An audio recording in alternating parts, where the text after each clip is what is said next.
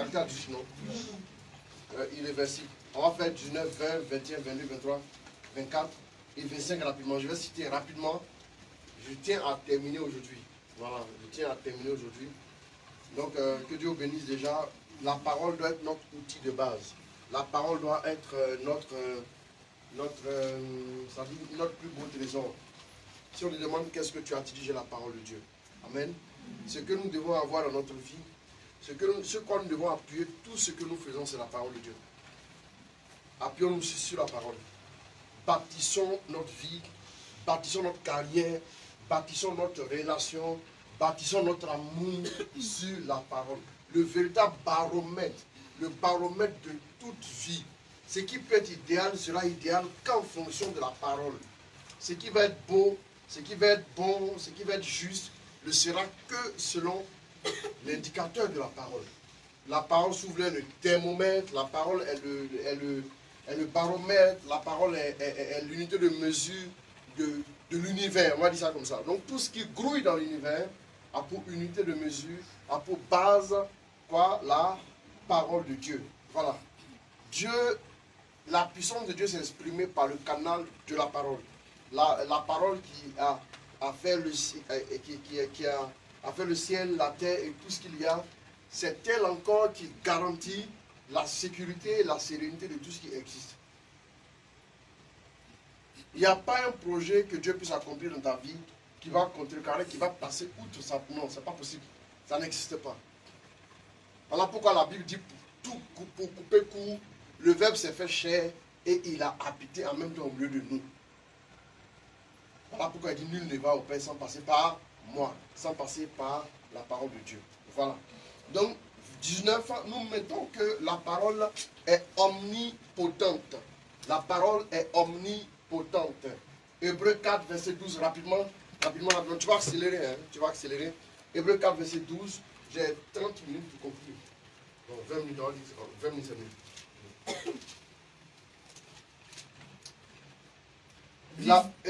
Hébreux 4, verset 12.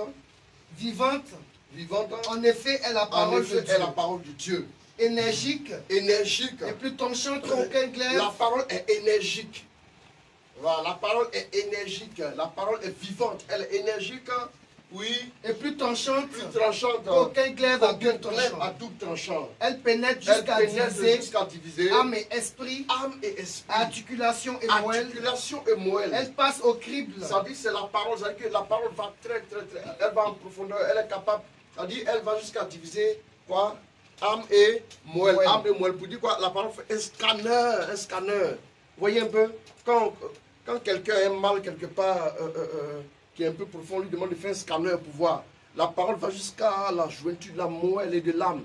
La parole donc est capable de faire un scanner, de scanner ta vie pour voir la teneur, la profondeur, la force, pour voir le poids même de ta vie. Elle est capable de jauger pour voir le niveau de ta vie. La force de la parole, c'est la parole qui va dire à quel niveau tu es. Le baromètre, la parole est omnipotente. Donc j'ai résumé tout ça, j'ai cherché un mot vraiment, une vertu, une expression qui va prendre tout ça en compte, scanner, sonder, voir en profondeur, découvrir, déballer. Mais j'ai trouvé omnipotente pour faire ça.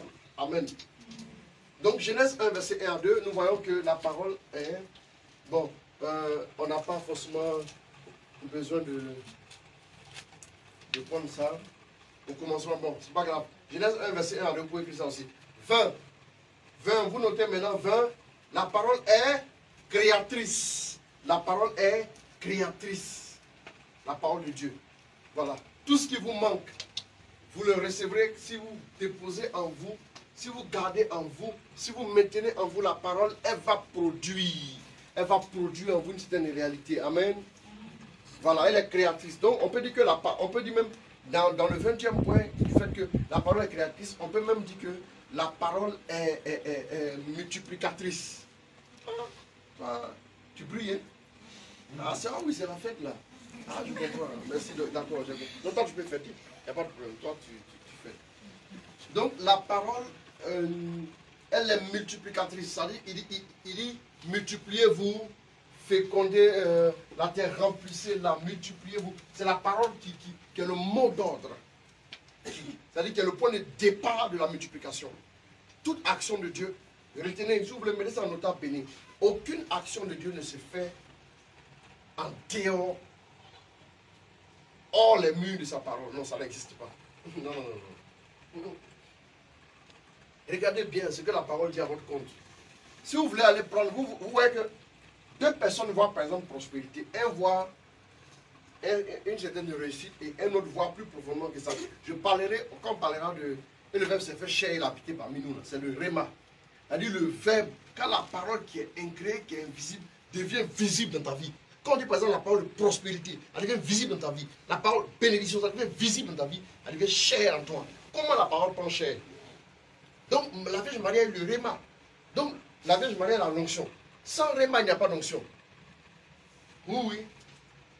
Ce qui fait que vous méditez et puis vous n'avez aucune onction, c'est parce que vous êtes dans le logos. Il faut passer de la chambre logos pour rentrer dans la chambre réma. Quand vous arrivez dans la chambre réma, paf, tout est enflammé là-bas. La chambre réma, c'est la chambre de production de ce qui va descendre sur terre. Mais la chambre logos, c'est la chambre maintenant d'études, de théorie. Mais la chambre réma, c'est la pratique. Hein? C'est comme ça. Donc, à un moment donné, vous méditez. Et puis, à un moment donné, vous avez l'impression que la parole prend une... Je vous ai dit une fois, je méditais une année, et puis je suis tombé sur Luc 1,35, qui dit l'Esprit viendra sur toi, et la puissance du Très-Haut te prendra son nom. Voilà pourquoi l'enfant que tu mettras au monde sera saint, sera appelé fils de Dieu. Il dit, mais moi, je ne suis pas marié. Et quand j'ai commencé à relire, mes yeux sont ouverts maintenant. C'est pas ici, là. Je ne parle pas de la Vierge Marie. L'Esprit viendra sur toi, la puissance du Très-Haut. L'enfant que tu vas mettre au monde, l'enfant là c'est qui? Le verbe là c'est qui? L'enfant là c'est qui? L'enfant, Jésus c'est qui? C'est la parole. L'Esprit va venir sur toi. À partir de ce jour, les paroles que tu vas dire là, seront paroles de Dieu.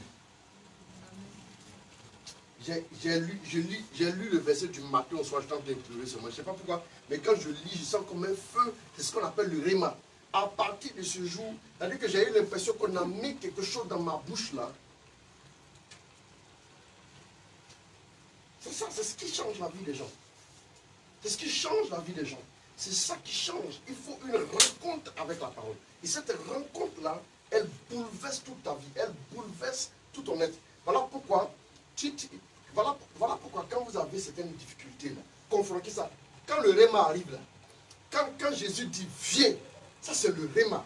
Il y a la Bible qui dit que Dieu peut tout, Dieu peut nous faire marcher sur l'eau, mais il y a le logos. Mais le réma, quand Jésus dit viens là, même l'eau, l'eau dans toute son intégrité ne peut plus avaler, qui? Ne peut plus avaler Pierre. Donc le réma produit quelque chose. Quand le réma produit quelque chose, quelle que soit la prison dans laquelle tu es là, ça va le briser. Le problème c'est que quand on dit mariage, vous voulez seulement la grâce, la grâce, la grâce. Il faut rentrer dans le réma par rapport au mariage. Il faut que le Seigneur te parle. Et quand le Seigneur va imprimer en toi que c'est la réalité, la grâce est là maintenant, la grâce devient réelle, elle devient tangible.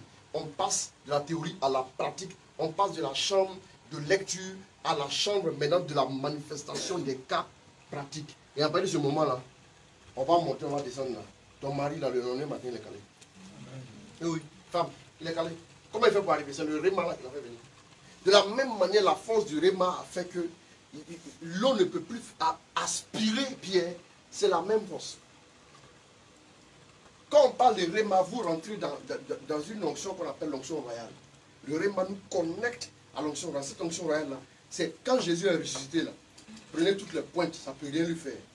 À partir du moment où il est ressuscité, maintenant, ça peut régner définitivement. Alors pourquoi la Bible dit qu'il nous a ressuscité avec Jésus pour nous faire asseoir avec lui. On est passé maintenant de la théorie à la pratique. À partir de ce moment, voilà, pour quelque soit, même c'est une maladie, quand le réma commence à se réaliser pour vous, la maladie est écrasée. Rien ne résiste à ça. Hein. C'est-à-dire la parole qui se manifeste à un instant T. Rien ne peut résister à ça, ça n'existe pas. Donc voilà pourquoi toujours vous êtes là. Si toi, de temps en temps, l'esprit va ouvrir ton esprit pour te poser la grâce du réma par rapport à un verset biblique. Mais quand tu n'ouvres jamais la Bible, les chances de rencontrer le réma là, elles sont minimes. Un autre, lui, tous les jours, il est là, matin, midi et soir. Lui, ses chances sont plus élevées que toi, tes chances. Voilà pourquoi il va évoluer plus vite que toi qui ouvres rarement la parole. Tu n'attends que les prières des autres. Moi, je suis quoi? Oh, arrêtez. C'est vrai que je suis l'intendant de Dieu. Mais la parole de Dieu, quand la parole de Dieu s'exprime, moi, je m'assois à côté, dans les tribunes pour regarder pour acclamer. Je acclame. Je bâtis et j'établis aussi ma vie sous la logique et la force de la parole de Dieu. Quand la parole de Dieu s'exprime en vous, oh non, non, arrêtez. Elle est à un autre niveau. C'est un autre niveau. Les gens ne peuvent pas comprendre. Tout ce qu'ils font là, ça peut plus influencer. La loi de la nature s'incline devant l'activité de la parole dans la vie de quelqu'un. La loi de la nature veut qu'il n'y a pas de logique pour marcher sur l'eau. Expliquez ça comment? Ça n'existe pas. Vous voyez un peu, non? Quand Jésus dit Lazare sort là, c'est une sorte de réma. À l'instant.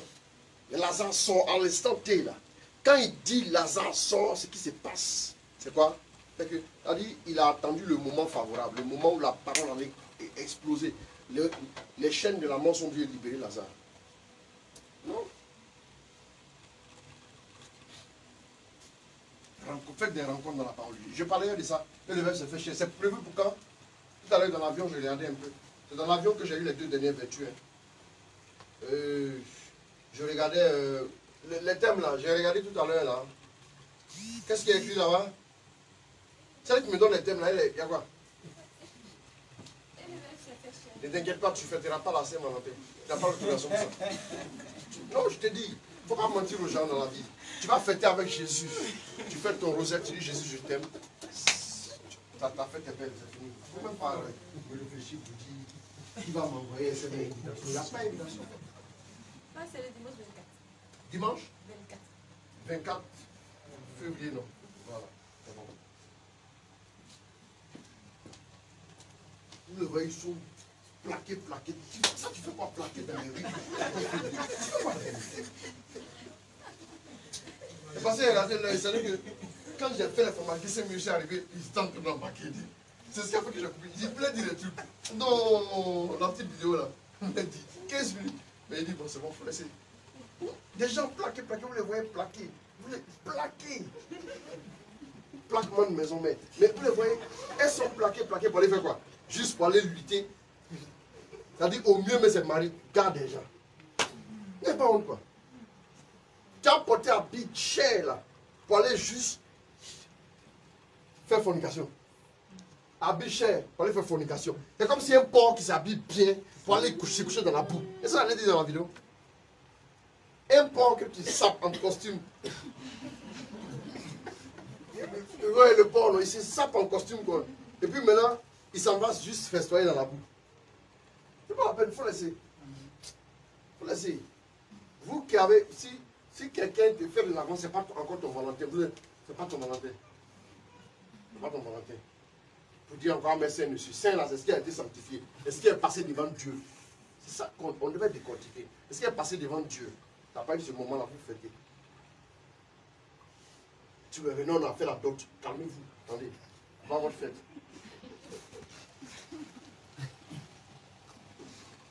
Toto Valentin La parole est donc créatrice. Vous pouvez voir ça en Genèse chapitre 1. C'est le 20 qui dit la parole est créatrice. Genèse chapitre 1, verset 3 à 24. On va pas lire. Tu dis 3 à 4 seulement, tu t'arrêtes. Mais 3 à 24, vous pouvez aller jusque là. On est, rapidement, je vais aller au 21. Genèse 1, 3 à 4, tu t'arrêtes. Et puis, mais le verset va de 3 à 24. Vous allez voir, il y a quelque chose qui revient chaque fois. Dans ces versets. Genèse 1, 3 à 4, allons-y. Et Dieu dit. Que la lumière soit. Que la lumière soit. Et la lumière fut. Et la lumière fut. Dieu vit que la lumière était bonne. Dieu sépara la lumière des ténèbres. Dieu appela la lumière jour. Et les ténèbres, il appela nuit. Il y eut un soir. Il y eut un matin. Il y eut un matin. Premier jour. D'accord. On va continuer jusqu'au 7e jour. Il va travailler jusqu'à... C'est la parole qui sera... C'est la parole qui va faire l'ouvrage. C'est la parole qui va mettre au point toute l'humanité. Waouh. Donc, allez-y vous asseoir, regardez la parole travailler. Donc, ce que Dieu vous demande ici, là, c'est de vous asseoir aussi de la même manière que la parole va maintenant pousser en vous. Accueillez-la, chérissez-la, gardez-la. Ne jouez pas avec ça. Dieu a dit que tu ne vas pas convoiter, tu ne vas pas garder rancune, tu ne tueras point. Tu ne joues pas avec ça, il faut chérir ça. Ne sois pas agacé par ce que tu as dit. Aujourd'hui, là, il y en a qui vont aller fêter autre chose. Ce que Dieu a dit, ils auront fêté ce que Dieu n'a pas dit. Voilà pourquoi ils ont des problèmes. voir, les gens vont se chamailler aujourd'hui. Oui. Parce que ceux qui ne sont pas invités là, eux ils sont venus s'inviter dans la fête. Eux ils sont dans la fête. C'est eux-mêmes qui rendent la fête lourde. Mais est-ce que c'est faux? Ils sont les plus nombreux. Ils n'ont pas de badges, ils n'ont pas de licence. Ils sont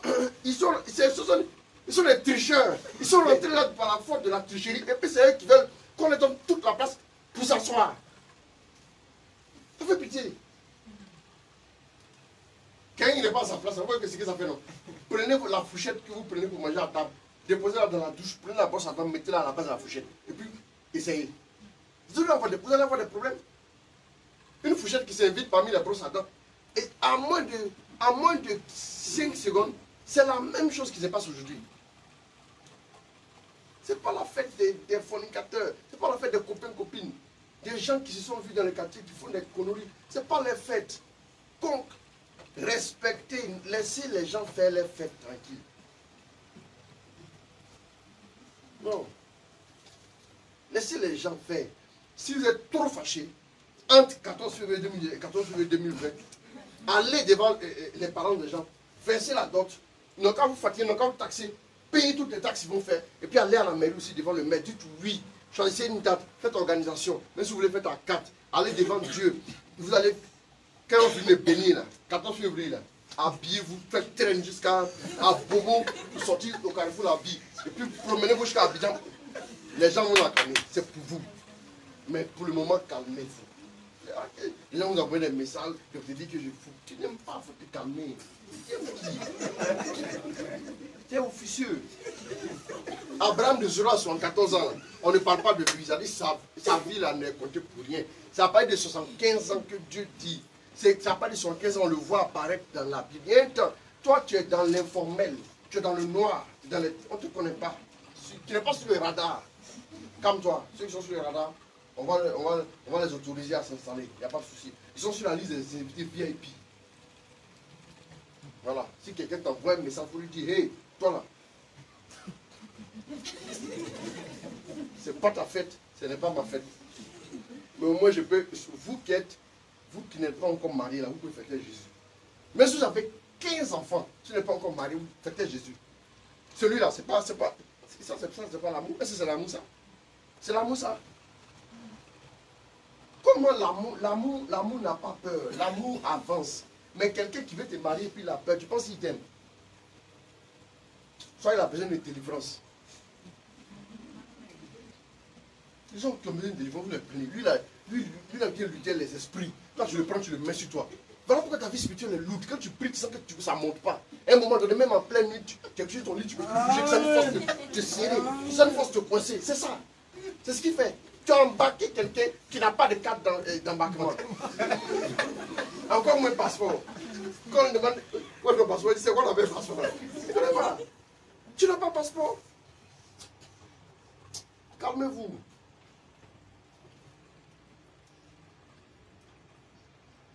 Il y en a qui font, ils sont allés chier dans la Bible. Quelle a fait chier dans la Bible? Créatrice, Genèse 1, verset 3 à 24. 21. On appelle des fiancés, calmez-vous. Ça change autant. Hein. Voilà. Ça change autant. Ce n'est pas la fête non plus de ceux qui ont l'argent pour prendre des petites filles pour l'enseigner. Ce n'est pas la fête. Donc ça sont des voleurs. Car en vérité, il faut dire aux gens. Quand c'est vol, on dit vol, tu ne voleras point. 21. Mais quelque chose qui n'est pas pour toi, tu prends, tu t'en ça quelque part. C'est quoi tu as fait? Dis-moi.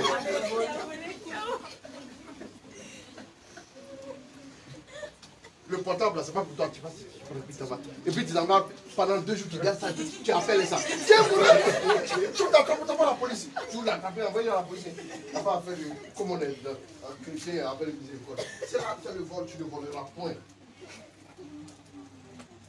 21. La parole est la clé d'accès. La clé d'accès à Dieu et à tous ses trésors. Quel trésor vous voulez? Aller dans la chambre, dans les 2 pièces de la parole, Logos, Réma, entrez là. Quand vous arrivez au niveau du Réma, l'accès vous est donné. Mais la parole est la clé d'accès à tout. À Dieu et à ses trésors. À son immense trésor. Jean 15, verset 7.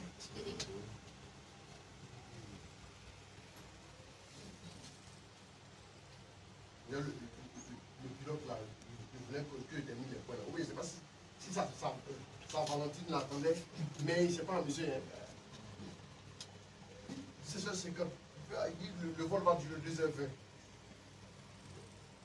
À 18h40, il dit PNC, préparez-vous pour l'atterrissage.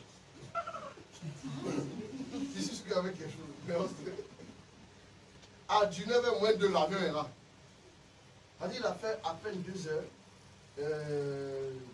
par là. 2h08, 2h10. Ah oui. Les plus rapides ont toujours fait. La durée c'est 2h50. Les plus rapides font 2h25. Lui, il a frappé, c'est 2h08. Il dit, c'est pourquoi il a fait ça. Mais Dieu voulait qu'on puisse parler ici. C'est tellement que il est sorti du pile pour nous dire, voilà, merci beaucoup d'avoir choisi. Et bien, tu es bien.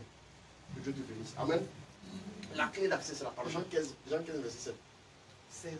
Jean 15, 7. 7. Si vous demeurez en moi, et que ma parole demeure en vous, vous demanderez ce que vous voudrez, tout ce que vous voudrez, et cela vous arrivera. Voilà. C'est Dieu qui a dit, c'est pas moi. Si tu veux une Valentine, tu t'assois, tu pries. Le Seigneur va faire. Il va arriver devant lui, quand il va bénir. Après, ce moment Saint-Valentin, toi tu commences maintenant à fêter les Saint-Valentin. Tous les Saint-Valentin tu as fêté là. C'était pas Saint-Valentin, c'est toi qui courais que c'est Saint-Valentin. C'est Saint-Valentin de ta tête. C'est pas Saint-Valentin. On dit Saint, toi tu fais quoi là-bas? Il y a qui joue par là-bas. On a bien dit Saint. Est-ce que vous n'avez pas entendu? Non, vraiment. Bon, c'est la clé d'accès. La parole, la clé d'accès. 22. 21, la parole est la clé d'accès. Après, les Nina, là. Après, vous allez saisir ça. Hein.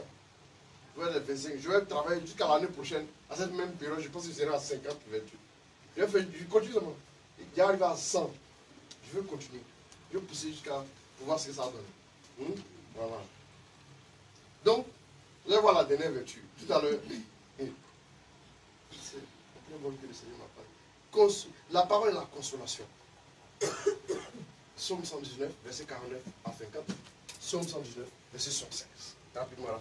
On est à combien? 22, non? 23, 24, verset. Rapidement, on va partir.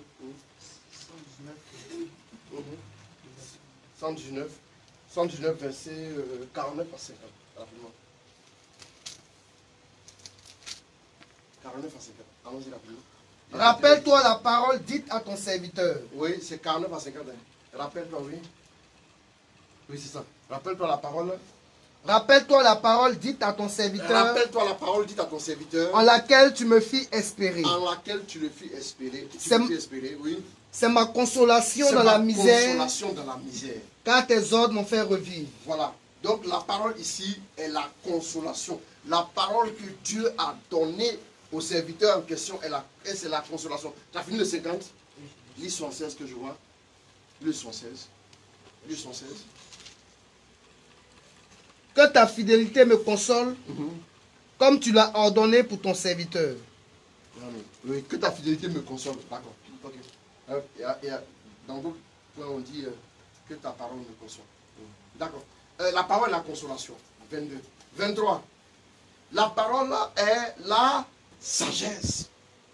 La parole est la sagesse. Quand vous voulez comprendre la sagesse de Dieu, analysez la parole de Dieu. Concernant la sagesse, je n'ai pas eu le temps de chercher beaucoup de versets, mais je vous mets sur la piste de certains versets. Donc ici, la sagesse, la parole est la sagesse. Donc quand vous voulez la sagesse de Dieu, lisez. La sagesse de Dieu est véhiculée dans sa parole. Donc la parole est la sagesse. Quand on dit le sage parle, c'est-à-dire la sagesse de Dieu, c'est sa parole même qui est la sagesse. C'est tout. La sagesse, c'est sa pensée. Amen. Psaume 119, je vois le 98. Psaume 119, verset 98. Vous avez vu que vous avez beaucoup de versets, non? Au moins, le minimum de 25 versets. C'est fait exprès, parce qu'on est dans le mois typique de la parole de Dieu. Voilà.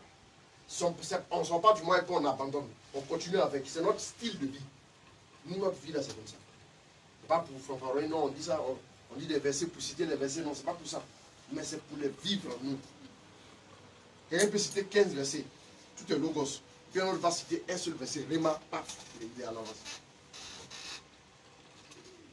C'est le Réma, la révélation. Et le verset prend vie comme ça dans ta vie. C'est ça le Réma. Allons-y. Ton commandement me rend plus sage que mes ennemis. Ton commandement me rend plus sage que mes ennemis. Je le fais mien pour toujours. Je le fais mien pour toujours.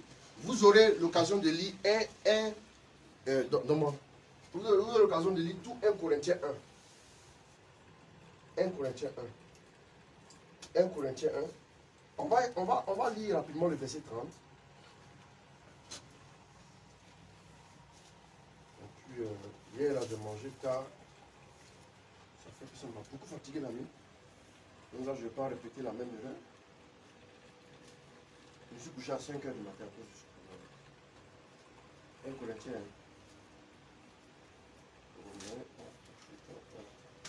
1 Corinthiens 1, verset... Attends, je vais voir le verset 30 là rapidement. 30. Bon, il faut lire le verset 30. Mais je vous invite à lire tout 1 Corinthiens 1. Vous allez voir beaucoup de choses là. Dieu dévoile, il dit la sagesse. Dieu a choisi les choses vives pour confondre les sages de ce monde. Allons-y. C'est par lui que vous êtes dans le Christ Jésus. Vous êtes dans le Christ Jésus. Qui est devenu pour nous. Sagesse venant de Dieu. Justice. Sanctification. Et délivrance. On peut même qualifier la parole de tout ce qui est cité des lèvres. Jésus étant le Verbe là, il est présenté comme étant la sagesse incréée de Dieu, impénétrable. Il est la sagesse de Dieu. La sagesse de Dieu, c'est Dieu sauve, qui est Jésus. La sagesse de Dieu, c'est le plan de Dieu dans sa parole, qui est d'avoir la main sur l'homme, de sauver l'homme, de dire à l'homme, marche ici, pour qu'il soit heureux et dans le bonheur. Donc on peut même dire que la parole est le bonheur. La parole donne l'épanouissement. Tout ça, si tu gardes mes paroles, tu vivras heureux et longtemps. Ouais, non? Donc, un truc là, on dit 23, on dit sagesse, non? En Proverbe 3, verset 15 à 16, la Bible dit que la sagesse est dans sa main droite, longue vie, dans sa main gauche, richesse et gloire. Or, Dieu dit, garde mes paroles, tu vivras longtemps. Garde mes paroles, tu seras prospère. Donc ça veut dire en réalité, la sagesse de Dieu même, c'est la parole là. Il ne faut pas chercher loin. Plus tu gardes la parole de Dieu en toi, la sagesse de Dieu est en train de travailler en toi. Amen. Donc vous avez maintenant le 24. La parole est la vérité absolue. La parole est la vérité absolue, 24. La parole est la vérité absolue. Je ne parle pas de la vérité. Il dit vérité absolue. Quand il dit vérité absolue, c'est-à-dire que toutes les vérités nous font converger vers la vérité absolue. Vers la vérité absolue. C'est la vérité des vérités, quoi. C'est la vérité qui, quel que soit le domaine, quel que soit l'endroit, quel que soit l'espèce l'espèce, comment je peux dire l'espèce qu'est-ce que je voulais dire, l'idée m'échappe. Quelle que soit l'idée que tu veux faire germer, quelle que soit la personne que tu sois, quel que soit le projet, la vision que tu as, la vérité absolue, c'est la parole. Le baromètre absolu. Il n'y a pas un autre baromètre en dehors de ça. La vie de ce monde, les études que nous faisons, c'est une petite vérité pour un temps. C'est la logique qui veut que, par exemple, quand tu étudies là, tu puisses après travailler. Ça, c'est une vérité. Mais elle est très limitée. Mais la vérité absolue, c'est la parole. C'est-à-dire la parole est au-dessus de tout ce qui existe. Dieu l'a positionné au-dessus. Quand par exemple tu veux dire à quelqu'un, bon écoute, apprends à bien te comporter dans la vie pour que tu réussisses. C'est la vérité. Mais la vérité absolue, pour que ça soit bien parfait, ce qu'il veut vivre là. Maintenant il va venir se référer à la parole. Dis à quelqu'un, non, moi j'ai compris que quand tu respectes les parents, tu peux aller loin. Mais la vérité absolue, là, c'est ici la parole. C'est que la parole dit de ça, c'est ce qui est bien, c'est le baromètre parfait pour réussir. Le modèle parfait pour réussir ce que tu désires, là, c'est la parole qui le dit. J'ai observé dans ma vie, par exemple, quelqu'un peut le dire, j'ai observé dans ma vie que quand je fais le monde autour de moi, les portes s'ouvrent. C'est un exemple que je prends. Mais la vérité absolue par rapport à cette réalité que tu es en train de vivre là, c'est la parole. Ouais, non. Et même, je vais aller plus loin. Toutes les religions disent que de faire le bien, d'aimer un peu son prochain, quelqu'un. Mais la vérité absolue, c'est ici. En fait, Jésus voulait dire que tous les chemins là ramènent à sa personne, qui est la vérité absolue. Les religions anciennes, ces religions là vont vous dire que oui, ceci, il faut être positif à l'intérieur, tout ça là. Ce sont des petites vérités qui peuvent épanouir juste un peu. Mais la vérité absolue, c'est la parole. C'est-à-dire le petit épanouissement que tu as là, l'épanouissement parfait te viendra de la parole. C'est ce que je vais dire en réalité.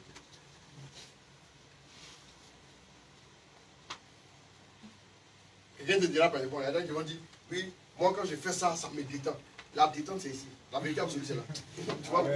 Donc, en fait, ce sont les petites vérités c'est comme tu prends une bûche d'allumette, tu allumes, et puis un moment donné, la bûche de terminer, puis tu laisses. Ton petit feu là n'a pas fait long feu. Mais le feu éternel là, c'est Dieu qui est le feu dévorant. Le feu dévorant pour l'ennemi là, même quand on versait l'eau sur ce feu, il ne s'éteignait pas. Ah, faut être. Ça, c'est le vrai feu. Hein. Quand le feu de Dieu arrive là, l'ennemi n'a qu'à mettre quoi? Il n'a qu'à mettre tout ce qu'il veut, ça ne s'éteint pas, ça le consume. Allez lire dans la sagesse. Lisez beaucoup la parole de Dieu, je vous en prie. Je vous invite à le faire. Vous allez comprendre beaucoup de choses. Et puis vous serez équilibré. Vous serez équilibré. Oh. Non, j'ai compris. Je comprends certaines choses aujourd'hui qui sont le fruit du fait que j'ai commencé à laisser la parole travailler en moi. Quand plus vous gardez la parole en vous, là, vous devenez un peu universel. Vous n'avez pas de... Non, quand tu es trop figé, ici, chrétien, baptiste ou bien chrétien, catholique, tu n'es pas encore bien dans la parole. Il y a la vérité de telle confession, mais la vérité suprême, c'est celle-là. Tu peux dire par exemple que quand tu vas à l'adoration sacrement, d'accord, c'est bon. Voilà, c'est ok, c'est Jésus que tu rencontres. Et le Jésus que tu rencontres là, c'est bien dit ici dans la parole. Est-ce que vous voyez? C'est vrai. C'est vrai. Mais le fondement de tout ça, l'élément central, c'est la parole de Dieu. Je peux bien développer ça. Jean 17, rapidement, lis ça. Lis ça, vite. Et puis on va faire 25 maintenant, et puis c'est fini. Et puis je m'arrête là pour lui. Voilà. Puis, voilà. Je porte bonne fête, hein. Bonne fête.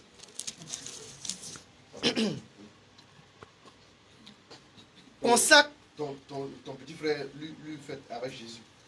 Voilà.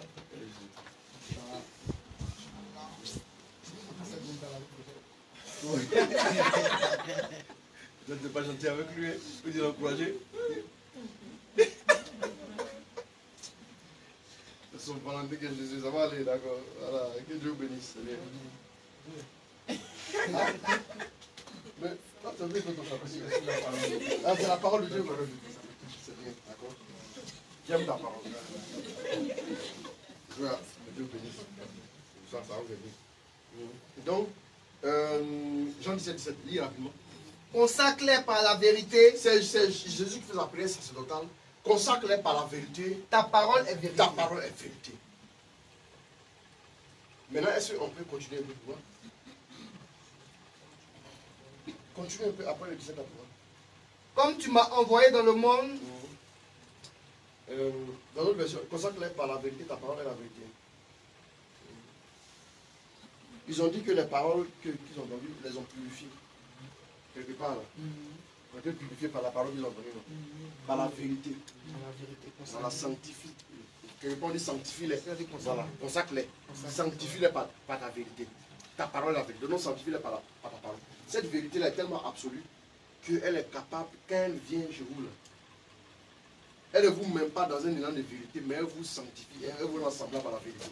Donc quand vous regardez même là, vous inspirez la vérité. Et c'est la particularité de la parole de Dieu. La parole de Dieu, ce n'est pas juste pour me faire du bien extra, mais intra aussi. Ok? Je t'ai pas donné quelque chose. Allez. 25.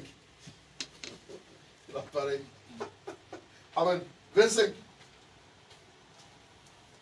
La parole, je termine avec cette vertu-là. C'est une vertu en même temps qui fait ouverture.